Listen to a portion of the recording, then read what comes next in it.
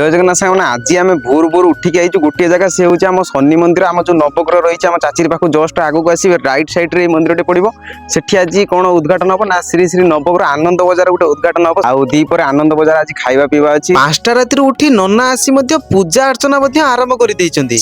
पलि आसिली शनि मंदिर को बुलवा मंदिर कारुकार्य केमी तार तर्जमा करने शनि मंदिर को देखा लोक सब ये आसुँच आपण मैंने जदि चाहूँगी शनिवार मंगला बसवाई मंदिर बसई पारे जदि आप घर जदि नीतिक्रांति मध्यम जदि न कर मंदिर आसिक बसई पारे ये भिडियो मध्यम आपण मानक 9टा ग्रहर मूर्ति देखीदे आप जुआर हो पड़े आउ जो मैंने रियल देखा चाहते भिजिट करूँ आम चाची छक आगू राइट सैड पड़ो आप होटेल मोटेल न खाई सीधा शुद्ध निरामिष ठाकुर प्रसाद आपने खाईपर नना की पूजा पाठ कर चलतु नना को माइक्रोफोन देदेबा नना कौन पढ़ुं बाटर दी पद शुणा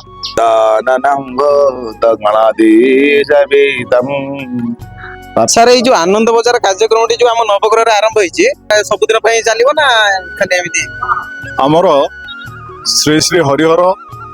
नवग्रह महाप्रभुंकर ये जो आनंद बजार कार्यक्रम चलती आज आरंभ है एवं जितेबाला आमर ये नवग्रह मंदिर को यात्री मैंने आसुंच विभिन्न दूर दूरांतर आसुंच से चाहते जेहेतु ये पाखरे कौन होटेल किंबा मंदिर नहीं पाखरे जो प्रसाद सेवन करने तेणु खावाई टे असुविधा हवा जो समस्त गोटे दाबी थिला जे ये गोटे आनंद बजार चलू तेणु कमिटी उपलब्धि करुच्ची प्रकृतर हृदयंगम कमिटी करुच्ची सी कमिटी चिंता कला लोक यात्री जहाँ चाहते सेटा ही आम करवा दरकार से आज आनंद बजार आरंभ होती आज दिन में जो आनंद बजार चली ये आनंद बजार रे आमर मिनिमम मिल रही 70 टंका जार मूल्य कि बजार अनुसार 200 ରୁ 250 टंका पर मिल हम किंतु आज 70 टंकार से दिया जदि भी किए स्थल विशेष 70 जगार 100 देला आम रखुचु